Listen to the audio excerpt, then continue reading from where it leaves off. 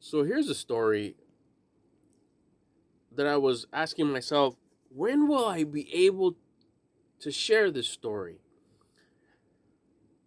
Like my process of 46 years. I think I'm yeah, about 46 years. Like when can I tell the story or what when can I tell the story of how it started, how it went, and how it's going with me, my life. And I was thinking about that right now, and I figured, well, it's because I'm happy. And that's huge. So there's the spoiler. That's the end of the story. What changed is that I'm happy now. 1,000%. It's like super exciting everything I do. Now let me take you back. Where just a couple minutes ago where I was wondering, is like, when will I be able to say, and look at me now? That was the question I was asking myself.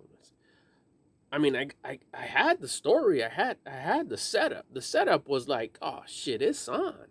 Once I realized it, like immigrant parents, first generation citizen in the United States, badass country,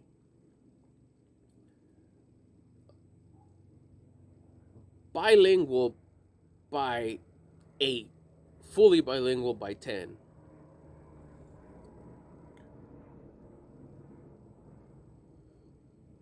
Considered myself, not till later, but looking back, I've always been like that, an introverted extrovert. Love to be alone, but when I have to be out in public, I do, and I can't wait to be back in my dugout again, back in my den.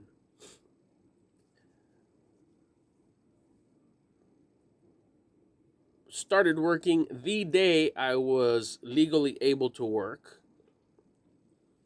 Was no good, had no interest in the whole student thing. I didn't get it. It was no interest to me. Very little subjects were interesting to me. Art was really interesting to me. Um, Mechanical fixing things, welding. I never got into automotive. The class was always full. It was for the cool kids, and I wasn't there. But the cooler kids were in welding. I had 4 years of welding. I was a badass welder. Caught on fire a couple of times, but thanks to the teacher, he stomped me out. Um, so a student council, 3 years in sixth grade, and then I got recruited to be in middle school. Student council seventh grade, student body president eighth grade.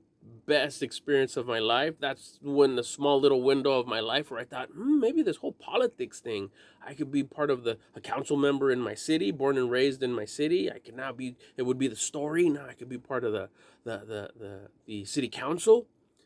But probably the more important thing that student council taught me is how politics work. We won't get into that in this video, but I learned a lot as a young mustache in middle school. And I knew for a fact that I did not want to be part of the what would I call it? I want to be part of the political story. I didn't want to be part of the political story that is presented to the people that I cared about, which was my community at the time when I was fiddling around with the thought of being in politics. This is like, early teens. We jump back to high school. High school was great in the sense of fun, social, and I met my wife there.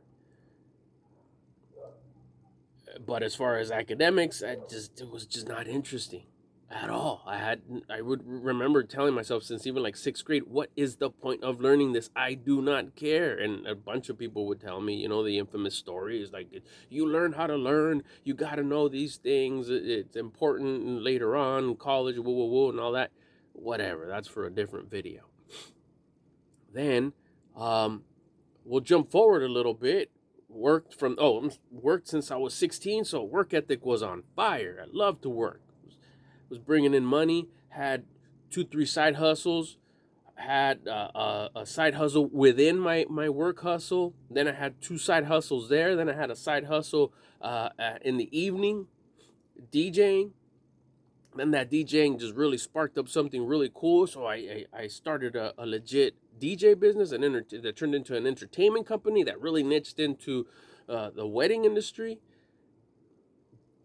That was bomb for a while. That was legit. That was solid for a while. And right about there is when I started realizing I became a parent. I was a great got married, became a parent, got married in that order, and that was super fun and that was super cool. My company started getting bigger, but that's when I started realizing that the bigger my business got in both size and revenue, instead of me being happier and having more money and having more free time, it, it was the opposite. It wasn't fun. It was more stress, more issues, more challenges, and although at the beginning it was like, yeah, whatever, I put a system in place and put out the fires that need to get put out, but it just seemed like it wasn't at a place where it was happy, joyful, and fun. And on top of that, you had a little, sprinkled with a little bit of issues seasoning. It wasn't like that. And I was like,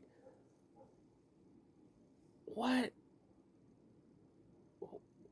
What happened? That's when I asked myself, what happened? This was supposed to be like it. The whole setup. I mean, from immigrant parents who illegally came to this country, they sacrificed the sacrifice. They could have died. Many did. They did it. They had me here.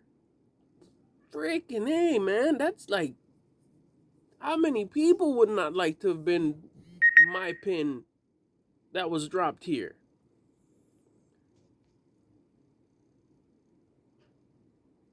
But it was me. And I was like, a few years ago, I was like, fuck. That's the perfect story. I mean, this is it. It's like, what, why, what? By now, it should have been like, fuck yeah. And I would envision it like 10 years ago, like in my 30s. Like, oh yeah, by this time, I kind of had the timeline. By this time, fucking be legit. And then I started, like, well, maybe it's this. Maybe I need to work on my physical a little bit more. Maybe I need to, maybe I need to read a little bit more. Maybe I need to expand my vocabulary a little bit. I still can't speak English that good, and between Spanish and English, the Spanglish thing is a real thing, and there's that little in between, burly. What did I say the other day that I even got a couple comments on my video? I spinned it or something like that. And somebody corrected that. It's called spun. Oh, my bad. Yeah, I spun around. I spinned. And that's cool. It's who I am, and I like it.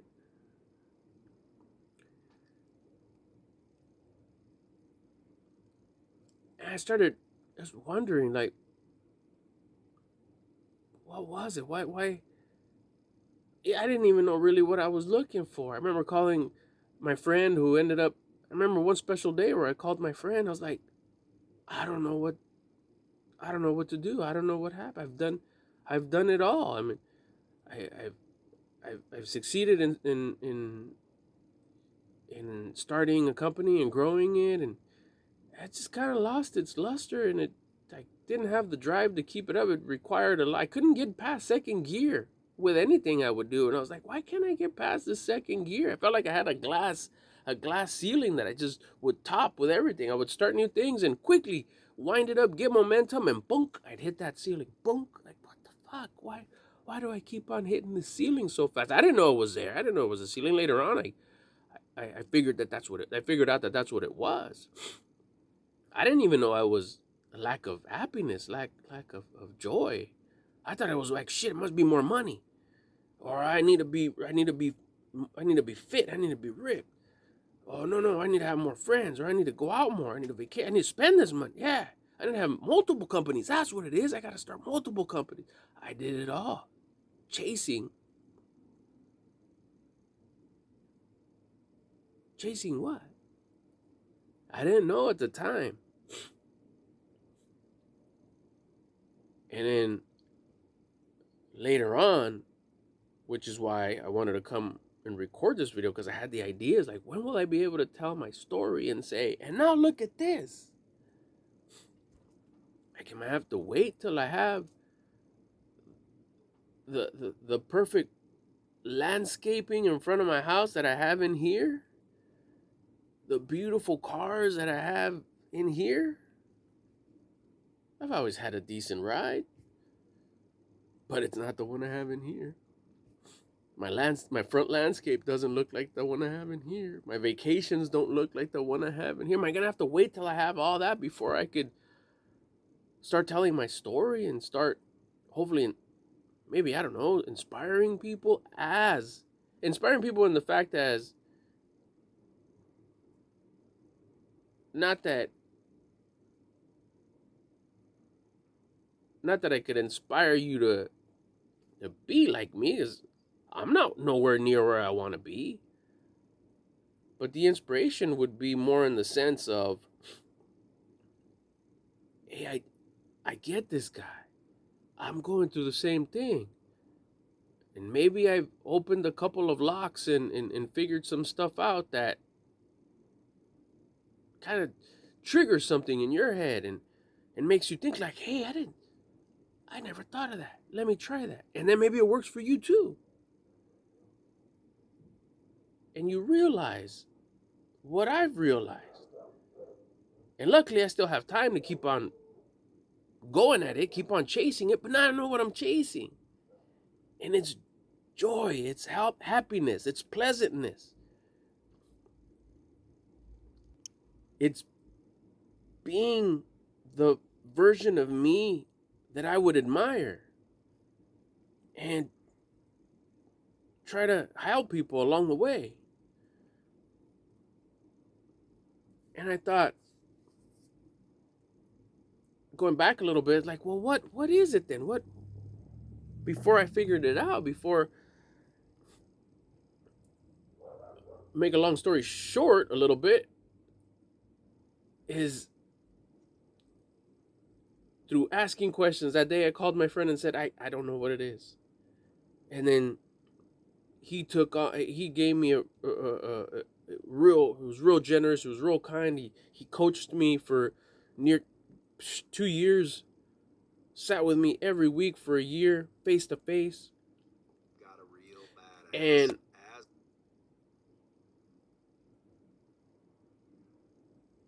eventually, after a series of events, which I now refer to as peeling the onion down to the core, I figured out that, and I've mentioned it here before, I was serving multiple kings. I was trying to make different groups of people happy with the things I was doing, whether it was fitness or health and fitness, health and wellness, health and fitness, whether it was work, whether it was finances, whether it was business, whether it was how the landscape looked, how I looked, how the way I did anything. It was always to please somebody else. I wanted them to be happy. I wanted them to be impressed. I wanted them to be a sense of satisfaction that I was doing good. And it was other groups of people and friends and parents and relatives and family and peers and like older peers that were the same age, people I used to work with, teachers. It was always a group. It was always a group or even individuals. And the person that I was never working on impressing was me. Even though I thought, you're supposed to work this hard, you're supposed to have all these things in the sense of accomplishments and what you're able to do. But if no one says, wow, you haven't done it. And that was the glass. I'd get it, boom, good enough. Good enough for me, shit, this is an A+. Good enough for me. I was like, well, shit, you got an A+, you can't get any more than that. But I wouldn't say that thing because I didn't know. And then I'd go present it to one of the groups. And they'd be like, oh, yeah, whatever.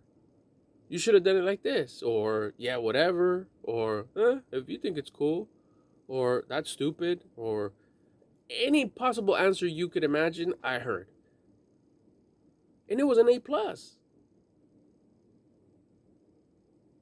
But after I wouldn't get the A+ from any of those groups, to me, it was an F. I was like, fuck. An F for fuck. Until I figured out that I don't need to be showing this to anybody before I show it to myself. Grade it myself. See if I want to keep on going, if I like it, if it makes me happy, if it's joyful, if it's something good. And then maybe I'll show it to somebody, or tell you what, just watch. Just watch from the stands. Watch from afar. You're going to see it anyways. I don't need to go present it to you. Why? You're not my king. I don't need to go show it to you to see if it's approved or not. The whole point of me not working for anybody else, because I don't want to present anything to nobody. It's me and only me. If I like it, cool. If I messed up, damn. If I succeeded, hell yeah. If I need to do it again, fuck it, let's go. The moment I switched my perspective from only serving this king, and this king first, me first, and anybody else who wanted to enjoy it and say, wow, that's fucking crazy, that's dope, good job, cool. Or if you say, that's stupid, cool, whatever. Both of them were like, whatever. And I got to see my A+. Shit, I'm grading my own paper. A+ all the time. You know, I'd fuck up sometimes and it ended up being an F, but whatever. I'd redo it and it was an A+ again. And that's when I was like, now I'm happy. And that's what I want to get at with the story. Is I want to be able to tell my story from, he came from immigrant parents, first generation American citizen. And I didn't want to wait till I had all this, because it's just it's just material things. I've had cool stuff. I have cool stuff. Could be hella way cooler. I get it. No doubt about that. But I think it's already a good place to say, you don't realize how happy I am. You don't realize how much fun I'm having. You don't realize with how much joy I do the things I do now, because I'm doing them for me. And it's such a cool experience to talk to my loved ones. I love doing that. And I don't need no one's approval. Like, look how cool. I had this conversation. No, it's all me. Did you like that conversation, Al? Yeah, I did. Oh, that's fucking dope. Playing with my dog. Going out for walks. I get to do that right now in a little while. Having dinner with my loved ones. Doing work. Doing these videos. Even if I say spun or whatever, it's still super cool because I'm having so much fun and it's so pleasant to do this. It's so much fun. I'm not expecting anybody's foam finger going, yay, go out. I got my own foam finger for me because I'm my biggest fan and I'm the only king I'm serving on this planet.